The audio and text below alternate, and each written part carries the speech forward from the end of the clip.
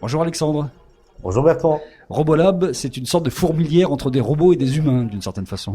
C'est à peu près cela, nous partageons l'énergie à chaque instant pour réussir les plus beaux projets. L'idée est avant tout d'accélérer des projets portés la plupart du temps par des ingénieurs qui ont parfois des lacunes en termes de marketing, de financement et de stratégie opérationnelle. Nous traversons en fait plusieurs secteurs comme la robotique, l'IoT, l'intelligence artificielle, la 3D, mais aussi des services. Il y a des passerelles technologiques entre tous ces secteurs-là ou pas?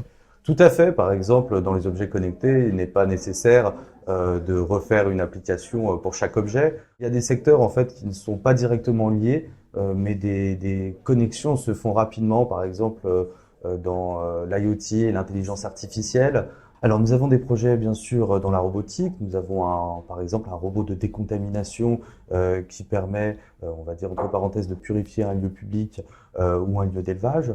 Nous avons choisi d'accélérer la société Wika, qui est un robot d'accueil pour le self-stockage, qui est un marché très important, surtout aux États-Unis. Dans l'intelligence artificielle, nous développons avec Bad Voice et l'INRIA une technologie qui permet de reconnaître les émotions de manière assez précise désormais. Nous accélérons aussi des projets connectés tels que Life Plus, qui est un bracelet hyper médicalisé qui permet en fait surtout aux seniors de pouvoir avoir des informations et des recommandations sur leur santé.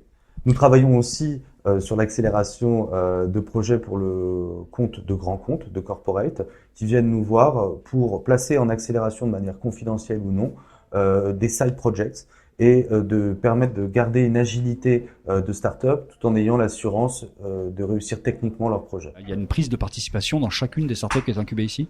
Alors tout à fait, nous échangeons en fait 7% du capital contre des locaux, du temps d'ingénieur et notre service d'accélération. Ce qui est un modèle assez classique finalement. Tout à fait. Et nous rentrons dans le capital entre 30 et 60 jours après le début de l'accélération par une augmentation de capital, un appui financier qui est à discuter en un second temps. On regarde de très près la capacité de reconnaître ses erreurs et de pouvoir pivoter rapidement pour investir dans un projet. On est ici dans le premier arrondissement de Paris, mais il y a d'autres lieux pour le Robolab. Tout à fait. Nous sommes aussi dans la ville de Lyon, de Toulouse. Nous avons 3 antennes à Paris, donc une dans le premier arrondissement, une dans le 14e arrondissement au sein de la Tour Montparnasse avec l'école Supinfo. Et nous ouvrons très prochainement un lieu de retail, donc une boutique au sein de la rue Coquillière dans le premier arrondissement pour permettre à nos créateurs de proposer de manière plus ouverte au public leur création.